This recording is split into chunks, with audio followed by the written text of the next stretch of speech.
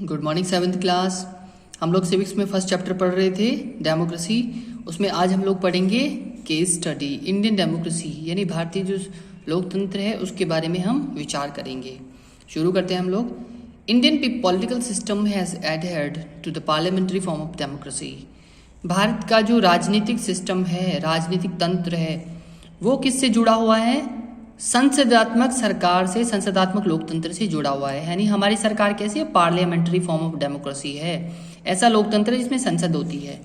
Which has been strengthened at various levels in the last 60 years.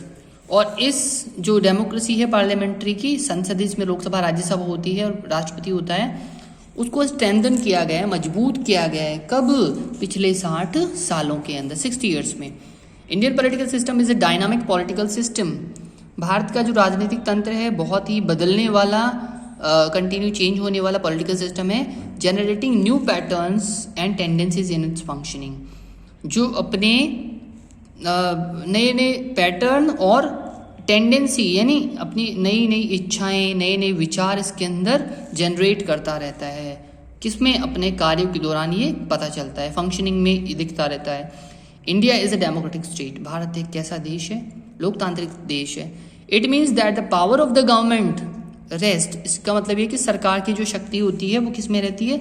Not with the section of people, केवल लोगों के एक निश्चित भाग में नहीं होती, बल्कि with all people in general, बल्कि सारी जनता के अंदर ये शक्ति होती है। The Indian democracy is not merely a political democracy. तो भारतीय संविधान जो है, भारतीय लोकतंत्र जो है, केवल एक राजनीतिक डेमोक्रेसी नहीं है, but it has social and economic aspects as well. बल्कि इसके सामाजिक और आर्थिक पहलू भी हैं। ये केवल राजनीतिक सिस्टम नहीं कि हमने वोट दे दिया, सरकार बना ली और देश चल रहा है, बल्कि सामाजिक और आर्थिक इसके पहलू भी होते हैं डेमोक्रेसी के। The social justice connotes giving equal treatments to all members of society.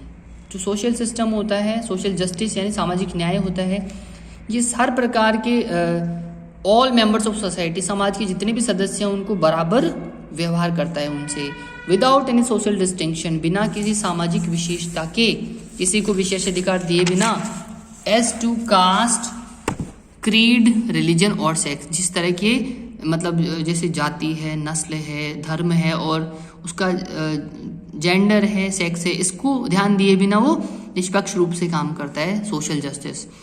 Constitution of India is committed to the ideal of social justice. और भारत का जो संविधान है वो समर्पित है किस प्रकार के आइडिया के प्रति? सोशल जस्टिस, सामाजिक न्याय के प्रति। That can be gauged from the very fact, और इस बात से पता लगाया जा सकता है that it allows positive discrimination in favor of weaker sections to realize the ideal of social justice। कि ये क्या करता है? पॉजिटिव डिस्क्रिमिनेशन को अलाउ करता है, यानी सकारात्मक भेदभाव को परमिशन देता है। कौन? हमारा संविधान। क्या करने के लिए? In favour of weaker sections, जो कमजोर वर्ग हैं उनके पक्ष में, to realise the ideal of social justice, ये भावना महसूस कराने के लिए कि वास्तव में सामाजिक न्याय होता है। तो जो पिछड़े वर्ग हैं उनको थोड़ा सा रिजर्वेशन दिया जाता है, उनको डिस्क्रिमिनेशन दिया जाता है पॉजिटिव। क्यों? जिससे कि वो आगे बढ़ सके। The policy of positive discrimination intends to bring forward the weaker sections. तो जो नीति है कि सकारात्मक भेदभाव की है ना, यानी हम ऐसे बोल सकते हैं, अभी कुछ लोग बोले कि ST SC OBC जो वर्ग होते हैं इनको रिजर्वेशन क्यों दिया जाता है, इनको नौकरियों में रिजर्वेशन क्यों मिलता है इनको, तो उसका हम जैसे सवाल उठाएं अगर, तो उसके बारे में ये तर्क है कि जो वीकर सेक्शन होते हैं उनको आगे लाने के लिए पॉजिटिव डिस्क्रिमिनेशन हमारे संविधान में दिया हुआ है। इस तरह का भेदभाव, मतलब जो सकारात्मक भेदभाव इसको कहा जाता है, वो दिया गया है। पॉलिसी ऑफ पॉजिटिव ये इस वजह से दी हुई है। At weaker section at par with the advance sections of society, जो आगे बढ़े हुए वर्ग हैं उनके बराबर आ पाए, इसके लिए ऐसा किया जाता है। The economic justice demands the minimum needs of a citizen shall be fulfilled. और जो आर्थिक न्याय है वो ये डिमांड करता है, वो ये न्याय मांग रखता है कि minimum needs of a citizen shall be fulfilled. अपन बोल सकते हैं कि न्यूनतम जो आवश्यकताएं होती है एक नागरिक की, जिसमें कम से कम के बिना काम नहीं चलता, वो तो पूरी की जानी चाहिए। And the property and other physical society shall not be considered in few hands. और किसी समाज की जो भौतिक स्रोत हैं, फिजिकल रिसोर्सेज हैं, जैसे कि ज़मीन है, बिल्डिंग्स है, पार्क है, वो किसी सोसाइटी की जो है किसी कुछ ही लोगों के हाथों में नहीं होनी चाहिए। तो provisions of fundamental rights and the right principles of state policy ensures the realisation of ideals of democracy in India. तो दो चीजें ये इंश्योर करती है, किस चीज को? Realisation of ideals of democracy, कि भारत में लोकतंत्र का आदर्श स्थापित है, लोकतांत्रिक व्यवस्था है भारत में, इसको महसूस कराने के लिए कौन इंश्योर करता है? दो चीजें कौन सी? फंडामेंटल राइट्स जो कि हमारे संविधान में दिया हुआ है, and the directive principles of state policy, राज्यों की जो निर्देशात्मक नीति है वो भी इसको इंश्योर करती है। Since India is home to people belonging to different religions, क्योंकि भारत अलग अलग प्रकार के धर्मों को मानने वाले लोगों का देश है। All religions are given equality of treatment, हर धर्म को बराबर सम्मान दिया जाता है। And India has been declared a secular state, और भारत को एक धर्मनिरपेक्ष देश घोषित किया गया है जो किसी एक विशेष धर्म को नहीं मानता।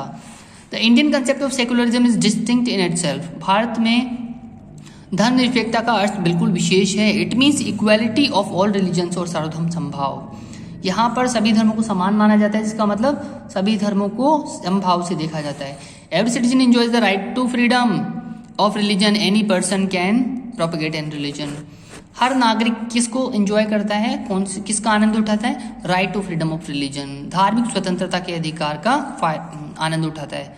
और हर कोई भी इंसान किसी भी धर्म का प्रचार कर सकता है, प्रोपेगेट यानी प्रचार करना।